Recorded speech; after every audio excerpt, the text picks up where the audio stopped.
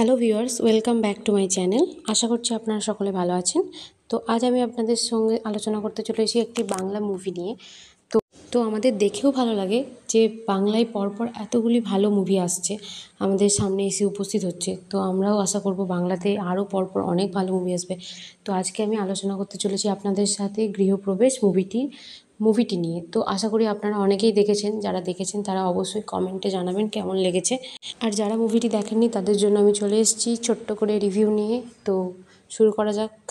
এই ছবিতে পরিচালক ঋতুপর্ণ ঘোষকে ট্রিবিউট দিয়েছে। তো ঋতুপর্ণ ঘোষের প্রত্যেকটা ছবি আমরা দেখেছি যে প্রত্যেকটা ছবিতেই তিনি তার নারী চরিত্রকে প্রাধান্য দিয়েছে।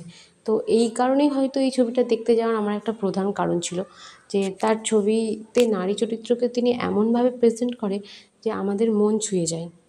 তো ছবিটার গল্পটি আমি আপনাদের সামনে একটু করে তুলে ধরি।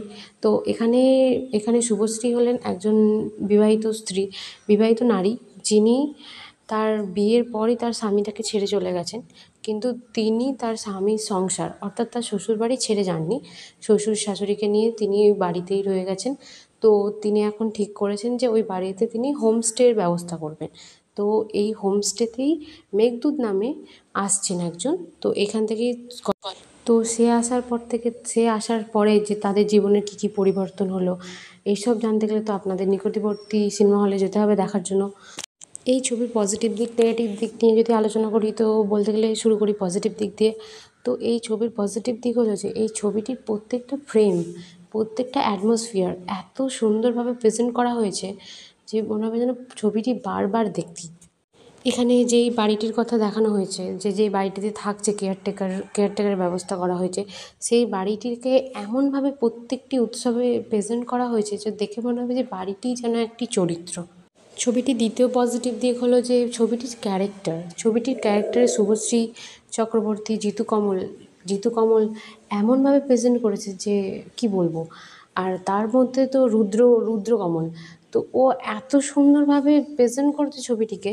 তো আপনারা শুধু ওর ক্যারেক্টারটা দেখবেন, জাস্ট মুগ্ধ হয়ে যাবেন। ছবিতে শুভশ্রী গাঙ্গুলি এত সুন্দরভাবে নিজেকে প্রেজেন্ট করেছেন, তাকে এত স্নিগ্ধ লাগছে যে ছবির শুরু থেকে শেষ পর্যন্ত আপনারা শুভশ্রী গাঙ্গুলির দিকে হাঁ করে তাকিয়ে থাকতে বাধ্য হবেন। এই ছবির মধ্যে দিয়ে পরিচালক দুটো জেনারেশনকে দেখাতে চেয়েছে যে প্রত্যেকটা জেনারেশন আলাদা আলাদা ভাবনা চিন্তাকে ফুটিয়ে তোলার চেষ্টা করেছে। এই ছবিটির নামকরণ থেকে শুরু করে এই ছবিটির প্রত্যেকটা ক্যারেক্টারকে এই ছবির প্রত্যেকটা সিনের সাথে আপনি খুব ডিপলিভাবে ফিল করতে পারবেন। এই ছবিটির নেগেটিভ দিক বলতে গেলে আমি বলতে পারবো যে এই ছবিটির টাইম কম্পাউন্ডিংটা একটু বেশি হয়ে গেছে। টাইমটা বেশি হয়ে গেছে সেহেতু সেকেন্ড হাফে ছবিটি খুব তাড়াতাড়ি হয়েছে এবং ছবিটির ডায়লগগুলো অনেকবার রিপিটেশন রয়েছে। তাছাড়া আমি বলতে পারি যে গৃহপ্রবেশ ছবিটা সত্যি কথা বলতে বাংলা সিনেমার মধ্যে ভালো একটি ছবি। তো আশা করি আপনারা সকলে দেখবেন এবং যারা দেখেছেন তারা অবশ্যই কমেন্টে জানাবেন আপনাদের কেমন লেগেছে। তো thank you so much for watching.